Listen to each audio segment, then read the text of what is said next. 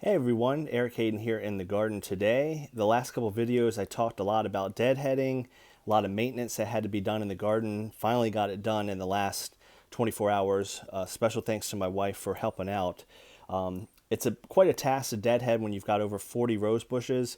I'm starting off with this view. These are the containers I use to collect weeds and any of the dead blooms or any type of pruning I do. I don't have a pickup truck. So what I do is I collect them in these bins. They're 18-gallon. You can see they're Sterlite containers.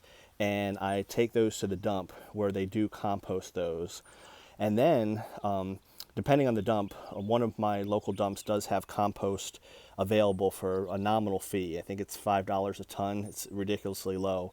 I will use these same bins and transport the compost back home. But just wanted to show you what I use to collect those. This also worked when I have a minivan now, but I had a Honda Civic and I would transport weeds and compost back and forth. So even if you have a small car, getting a couple of these 18-gallon containers can certainly help. One word of caution, they are heavy, especially if you fill them with compost. They average about 75 pounds per 18-gallon bin, so it can be heavy, so you can certainly not fill it up all the way or get smaller bins if that works better. So you can see the garden looks a lot better being deadheaded. I'll show you a couple roses that are in bloom. I'm going to go ahead and cut these and bring these in. So a few stragglers. This is certainly not our next peak yet, but that is Dolly Parton.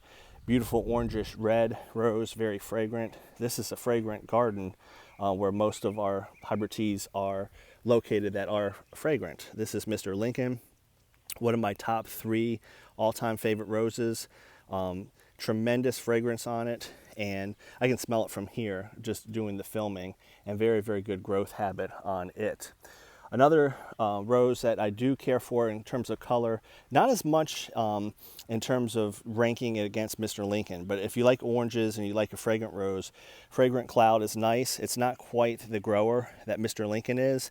And you can see from the petals on the ground, it doesn't hold very long. So it's not the best cut flower. You know, if you cut it when it's a tight bloom, it's not too bad.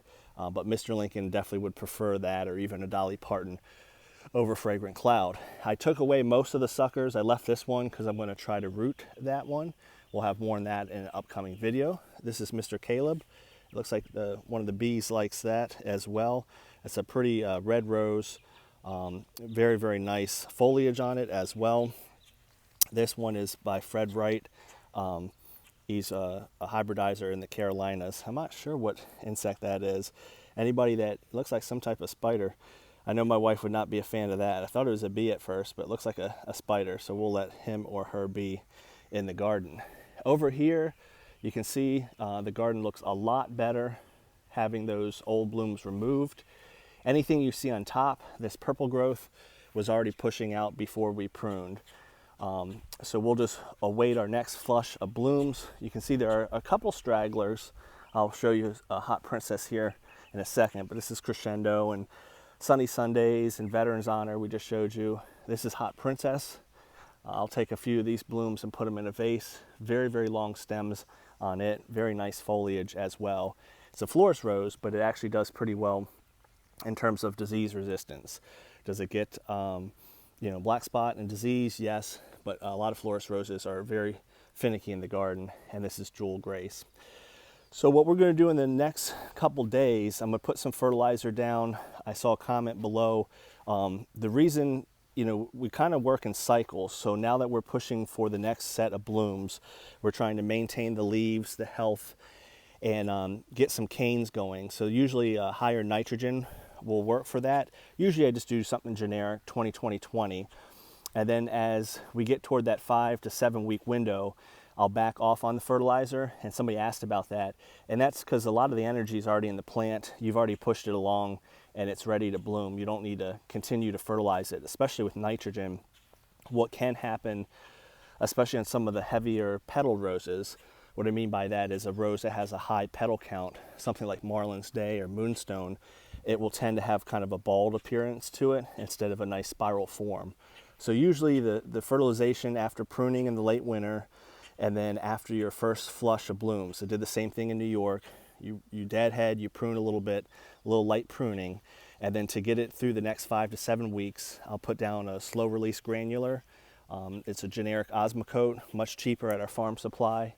I think it's 18,612. And then I'll do liquid 2020 maybe once or twice a month.